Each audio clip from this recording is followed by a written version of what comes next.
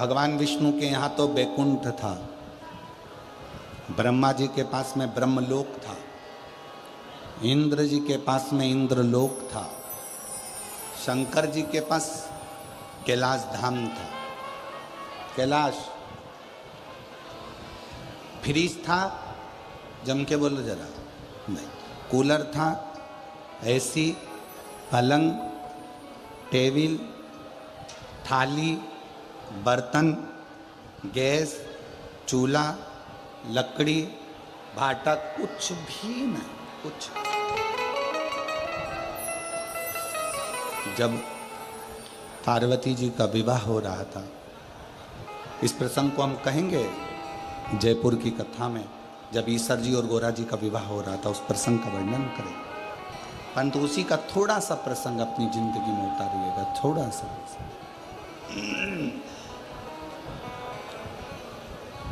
हिमालय राज ने ढेरों सामग्री तैयार कर हिमालय राज ने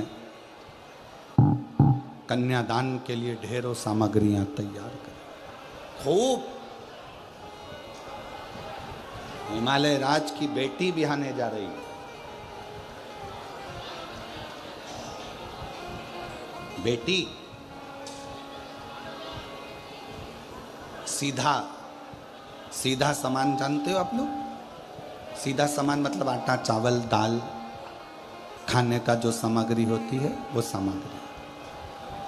कहते हैं हिमालय राज ने छकड़े भर भर कर, गाड़ियां भर भर कर, छकड़े भर भर कर सीधा सामान को भर भर कर इकट्ठा कर लिया।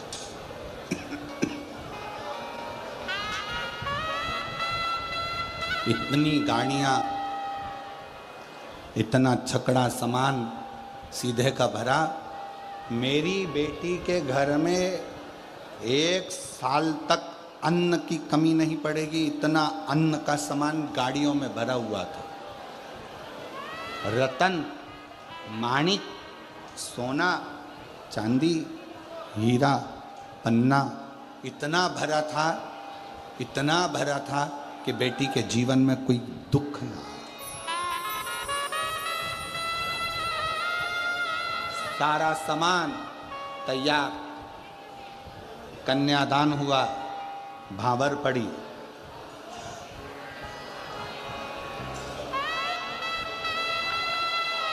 शिव जी ने पार्वती जी को अपने नजदीक में बिठाया, नजदीक, और नजदीक में बिठाकर भगवान देवाधिदेव महादेव शंकर भगवान ने पार्वती जी से कहा, पार्वती कैलाश चलना है, ध्यान देना कथा पर, कैलाश चलना है, पार्वती कैलाश चलना है। ये अंबारियां भरा हुआ सामान रखा हुआ है, ढेरों सारी सामग्री तुम्हारे पिताजी ने दी है, सब रखी हुई है। पार्वती कैलाश चलना है, क्या क्या सामान लेकर जाना है आप बता दो। पार्वती जी कहती हैं, भोलेनाथ जी ये सब मेरे पिता ने दिया है, मुझको नहीं आपको दिया है, अब आप क्या लेकर जाना चाहेंगे वो बताओ। शंकर भगवान नंदी पर बैठ गए, पार्वती जी का हाथ पकड़ा, पार्वती जी को नंदी पर बिठाया, हिमालय राज को हाथ जोड़कर कहा, ये सारी सामग्री आप रखिए। पार्वती का चरण इतना प्रबल है कि मेरा कैलाश पर्वत भंडारों से वैसे ही भर गया, मेरा कैलाश भंडारों से वैसे ही भर जाए। एक लड़की का जो चरण होता है, एक बेटी का जो चरण होता है, वो अंबारियां खुद देता है स्वयं।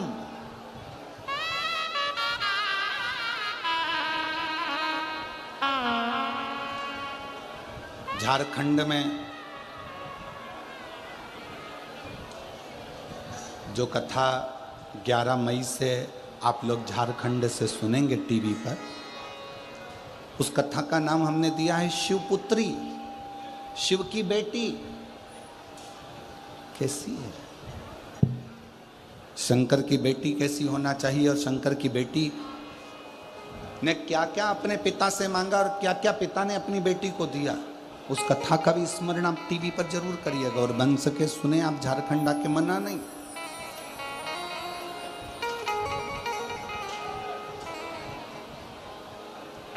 रांची के पास में झारखंड में वो कथा रहेगी 11 से 17 मई, गुमला 4 लेन, गुमला झारखंड, रांची। उस कथा का नाम है शिवपुत्री, शिव महापुराण की, शिव की बेटी।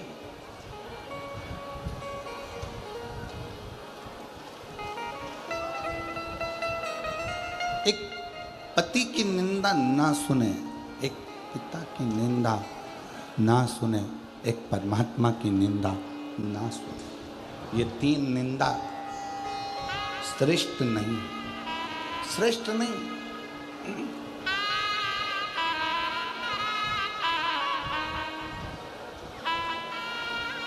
एक निंदा लक्ष्मी जी ने माता पार्वती जी से कह दिया था, हे पार्वती मेरे सोने के महल देख, मेरे सोने के पर्णकोटे देख, मेरे सोने का कलश देख, सोने का घड़ा देख, सोने की दीवार देख, सोने का कालीन देख, सोने के झाड़ देख, सोने के वृक्ष देख।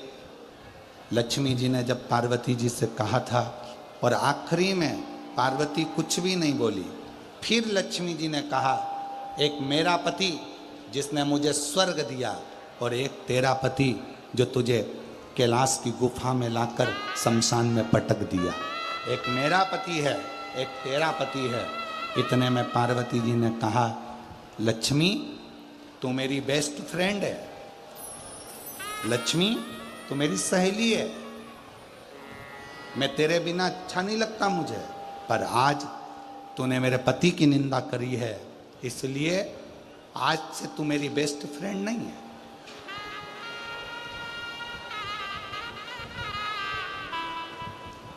लक्ष्मी जी ने कहा पार्वती से, तुझे बुरा लग गया?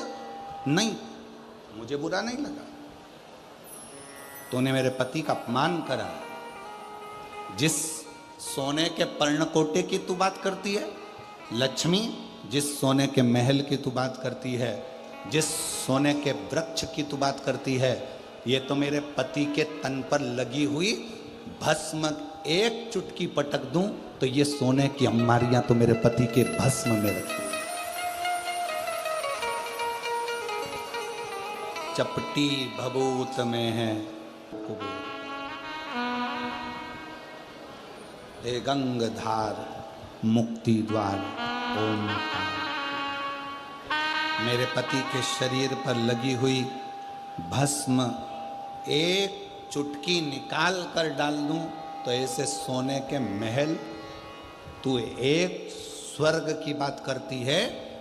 पार्वती जी कहती हैं मेरे पति के पाँव की उंगली जितनी है उतने स्वर्ग मेरे पति के चरणों में पड़े हुए हैं, उतने स्वर्ग।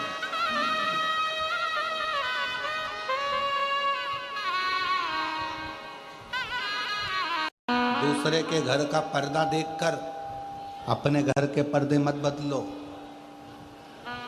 दूसरे के हाथ की चूड़ी देखकर अपनी चूड़ी बनाने का मन मत करो, दूसरे के घर का बंगला देखकर अपने बंगले की चाह मत करो। पति से कभी मत कहो कि कर्जा करो, पति से कहो ऐसा कर्जा किस काम का जो फैशन के लिए किया जाए, कर्जा नहीं, आप एक काम करो बस बच्चों का भरण पोषण कीजिए।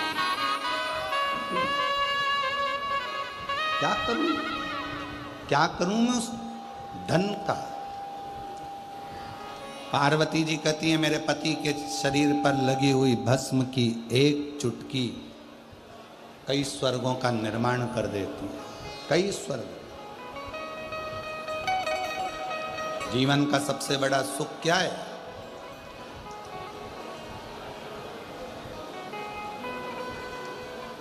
मुस्कुराना।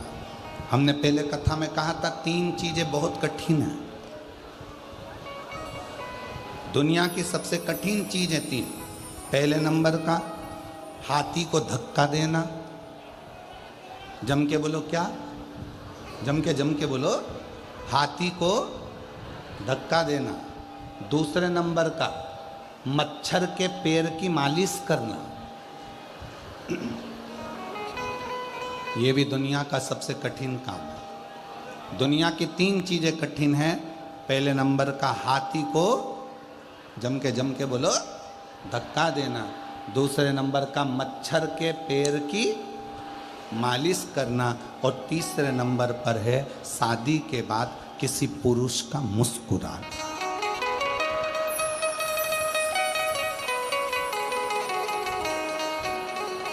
शादी के बाद अगर कोई पुरुष तुम्हें मुस्कुराता हुआ दिखे तो समझ लेना कि दुनिया की सारी दौलत इसको प्राप्त हो गई। ये मुस्कुरा,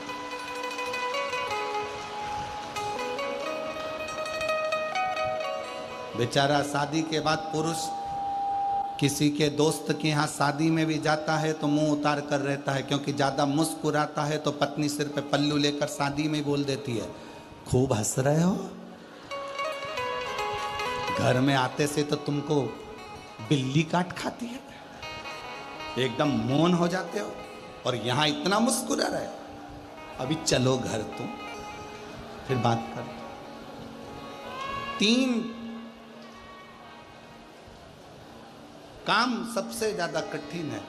3 काम। एक हाथी को धक्का देना, दूसरा मच्छर के पैर की मालिश करना, और तीसरे नंबर पर है शादी के बाद पुरुष का मुस्कुराना। बहुत कठिन। जब भी घर में आता है ऐसे आता है जैसे, क्या कहूँ, आप सब समझदार हो, बोल के करूँगा क्या। बाहर रहेगा तो अच्छा, पत्नी के सम्मुख में आया, परिवार के सम्मुख में आया, चेहरा उतर गया, मुस्कुराई।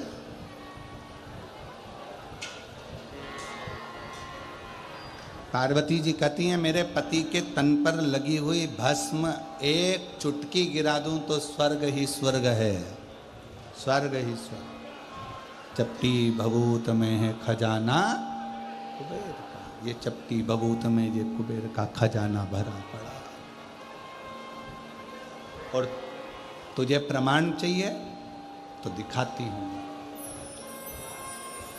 घर गई पार्वती जी, शिव जी से प्रार्थना करी, जैसा स्वर्ग है उससे डबल सुंदर स्वर्ग बनवाओ। शंकर जी ने कहा, अपना कैलाश अच्छा नहीं लग रहा तेरे को? क्या अपना कैलाश तुझे अच्छा नहीं लग रहा है? श्रेष्ठ नहीं लग रहा है? लग रहा। कैलाश श्रेष्ठ लग रहा है, फिर क्यों, किस लिए? पार्वती जी ने कहा कि बनाओ। मैं विश्वकर्मा जी को बुलाया गया, महल का निर्माण करवाया गया, सोने के पर्णकोटे, सोने का मंडप, सोने के कलश, सोने के तोरण सब लगवाए। लक्ष्मी जी को बुलवाया गया और बताया गया, ये देखो, तुम कहती हो मेरे पति ने स्वर्ग दिया है। पार्वती जी कहती हैं, अगर नारायण भगवान को भी स्वर्ग प्राप्त हुआ है तो वो भगवान शिव की कृपा से प्राप्त हुआ है।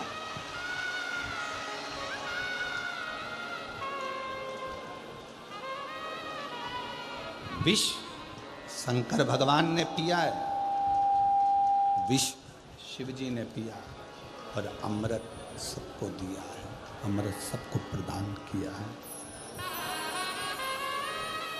अमृत सबको दिया। अगर वही विष देवताओं को मिल जाता तो फिर स्वर्ग कहां पाता? ये सब शिव का दिया। और तेरी मेहरबानी काहे बोझ इतना, तेरी मेहरबानी काहे। ये उसकी कृपा, ये उसकी दया, ये उसकी उदारता है जो उसने दिया। आज तो करो, उसको रूखा ही रूखा पूरा आ रहा है।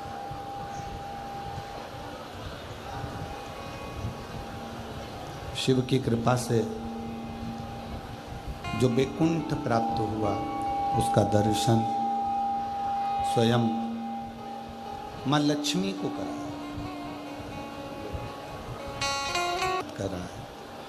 शिव महापुराण की कथा करे, लक्ष्मी जी ने पार्वती जी के यहाँ आकर वैकुंठ का दर्शन किया। वैकुंठ का दर्शन,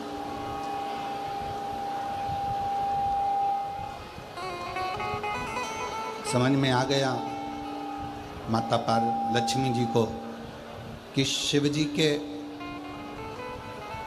पूरे अंग में, शंकर भगवान के पूरे तन पर जो भस्म है, शिव जी के पूरे अंग में जो भस्म पर लगी हुई है, उस भस्म में स्वयं जगत का सारा वैकुंठ, जगत का सारा स्वर्ग वहीं पर समाया हुआ है।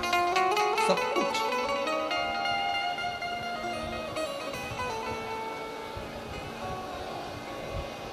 बस जिसने दिल से भजा। कई ऐसे भी हैं जो भगवान शंकर को भज नहीं पाए, आसक्ति में लगे रहे। कई ऐसे भी, जैसे विदल और उत्पल, दो असुर, विदल और उत्पल दो ऐसे असुर जो पार्वती जी की सुंदरता को देखकर, माता जगज्जननी की सुंदरता को देखकर उनकी ओर आसक्त होते हैं, उनकी ओर आगे बढ़ते हैं, उनको पाने के लिए जाते हैं।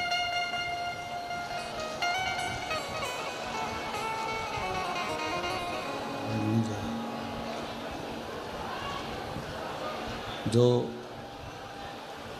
पार्वती जी की सुंदरता को देखकर, पार्वती जी की सुंदरता का स्मरण कर कर उनकी ओर जाते हैं। और पार्वती जी एक कुंदुक का प्रहार कर कर, एक कुंदुक के प्रहार से